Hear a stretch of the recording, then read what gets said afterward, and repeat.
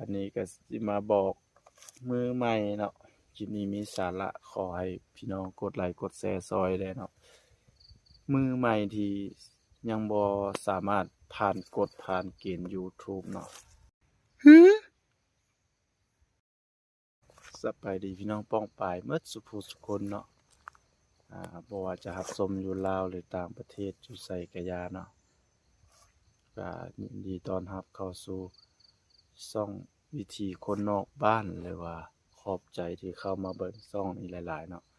ก็คือช่องเราจะนำเสนอเกี่ยวกับวิถีคนนอกบ้านก็คือการอยู่ป่าอยู่ดงเนาะบ่ได้อยู่บ้านนำหมู่เนาะอันนี้ก็สิมาบอกมือใหม่เนาะคลิปนี้มีสาระขอให้พี่น้องกดไลค์กดแชร์ซอยได้เนาะมือใหม่ที่ยังบ่สามารถผ่านเกณฑ์ YouTube เนาะเฮาสิมาบอกหรือมาให้กำลังใจก็คือให้ทุกคนลงคลิปไปเรื่อยๆเนาะบ่ต้องหยุดเนาะก็คือตอนนี้ระบบกำลังถ้าตรวจสอบเฮาอยู่ว่าเฮาเป็นครีเอเตอร์เฮาเป็นครีเอเตอร์หรือว่าเฮาเป็นยูทูบเบอร์ที่ว่ามันได้มาตรฐานหรือบ่เนาะก็คือเฮาลงคลิป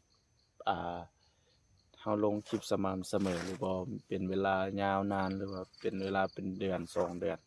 เฮาลงคลิปติดต่อกันทุกมื้อหรือบ่เฮามีเฮาเฮามีความกระตือรือร้นในการเฮ็ดคลิปหรือว่าเฮาสิมาเป็นยูทูบเบอร์ที่จริงจังเนาะเฮาก็ต้องได้เฮ็ดคลิปส่งงานทาง YouTube เพิ่นตลอดบ่แม่นว่าเฮาสิมาเฮ็ดเลิกๆเนาะถ้าเฮาลงคลิปไปมื้อหนึ่ง2มื้อแล้วเฮาเว้นระยะห่างไปเป็นทิศหรือว่า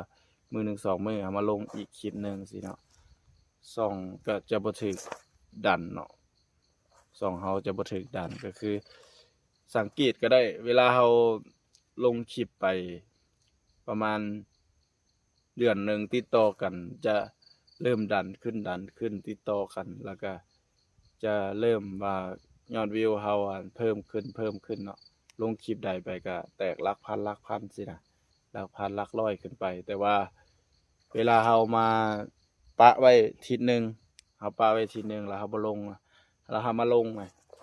บอกว่าหลัก10แน่นอนมันจะบ่ดันคือเก่าเนาะก็คือ Facebook YouTube เพิ่น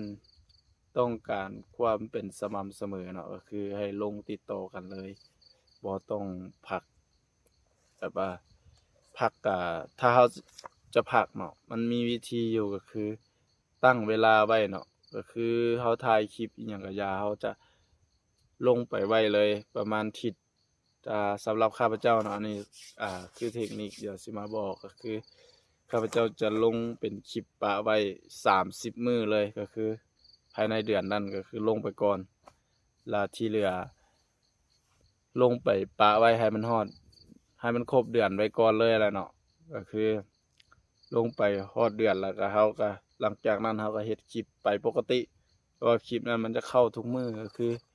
มันจะตั้งเวลาไว้แหละเนาะตั้งเวลาไว้ว่าเฮาสิ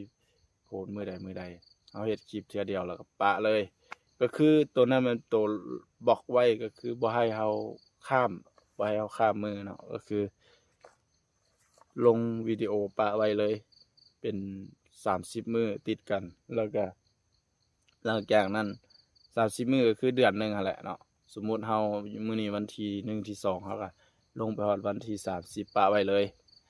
หลังจากนั้นเฮาก็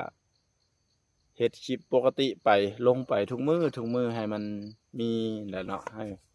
ห้มันมียอดวิวหลายขึ้นแฮ่งลงหลายเฮาก็มีโอกาสได้ยอดวิวหลายเนาะแล้วก็การเข้าถึงเฮาก็จะเพิ่มขึ้นแล้วก็พี่น้องที่ว่ายังบ่ทันผ่านกฎผ่านเกณฑ์ก็จะผ่านไวเพราะว่าถ้าเฮาลงปกติติดกันน่ะมันจะเฮ็ดให้มันดันขึ้นฟีดเนาะก็คือมันจะทางระบบจะเห็นว่าเฮาตั้งใจเฮ็ดตั้งใจเป็นยูทูบเบอร์เนาะ แล้วมันก็จะดันเฮาให้คนเบิ่งถ้าเฮาบ่ลงคลิปติดต่อกันหรือว่าแบบนี้นะมันจะเฮ็ดให้เสียโอกาสเนาะก็คือจากวิวเฮาขึ้นหลักพันหลักหมื่นเนาะเฮาก็จะดรอปลงมาทันทีเลยถ้าเฮาปะไว้เป็นประมาณอาทิตย์หนึ่งเนาะถ้าคลิปเฮาบ่มีสาระนี่ยากเลยสิขึ้นหน้าฟีดเนาะก็คือสำคัญถ้าเฮาเฮ็ดคลิปยาวบ่ได้เป็นหลายแบบนั้นเนาะเฮาก็เฮ็ดคลิปสั้นเฮาเฮ็ดคลิปสั้นเป็นช็อตลงปะไว้เลย30มื้อติดต่อกันแบบนี้แหละเมื่อเดือนนั้นใกล้สิหมดเดือนแล้วเวลาเฮามีคลิปหลายเฮาก็เอามาซับต่อให้มันฮอดให้มันไว้ได้หลายโลดนะมันกันลืมเฮาแดบางมื้อเฮาก็บ่ได้ลงเนาะบางมื้อเฮาคาเวียเฮาบ่ได้ลงเฮาก็ต้องตั้งเวลาไว้เอาคลิปพวกนั้นตั้งเวลาไว้เนาะก็แบบนั้นแหละมือใหม่ยังบ่ทันผ่านกฎผ่านเกณฑ์อย่าขอให้เฮ็ดแบบนี้เด้อเพราะว่าถ้าเฮาบ่เฮ็ดแบบบ่ตั้งใจเนาะระบบมันจะบ่ช่วยเฮานะอันนี้ก็คือถ้าเฮาตั้งใจระบบมันช่วยเฮาแล้วก็คือดันคลิปเฮาให้คนอื่นเบิ่งนะฮอดหลักหมื่นหลักแสนเนาะแล้วเฮาก็สิผ่าน 4,000 ชั่วโมงแล้วก็คลิปสั้นเฮาก็สิผ่าน10 ล้านวิวก็คือก็ยากอยู่เนาะแต่ว่าเอาก็เฮ็ดระยะยาวอย่าไปเบิ่งระยะสั้นๆเนาะให้เบิ่งระยะยาวเด้อทุกคนมาบอกเพียงเท่านี้เนาะถ้าบ่เข้าใจตัวใดก็สามารถคอมเมนต์ข้าพเจ้าเดี๋ยวข้าพเจ้าตอบให้ทุกอย่างเนาะในเกี่ยวกับ YouTube เนาะข้าพเจ้ามีประสบการณ์เฮ็ด YouTube มาก็โดนเติบละ 4-5 ปีแล้วเนาะตัวใดบ่เข้าใจให้ติดต่อหรือว่าคอมเมนต์มาหาเด้อขอบใจทุกคนขอบใจหลายเด้อ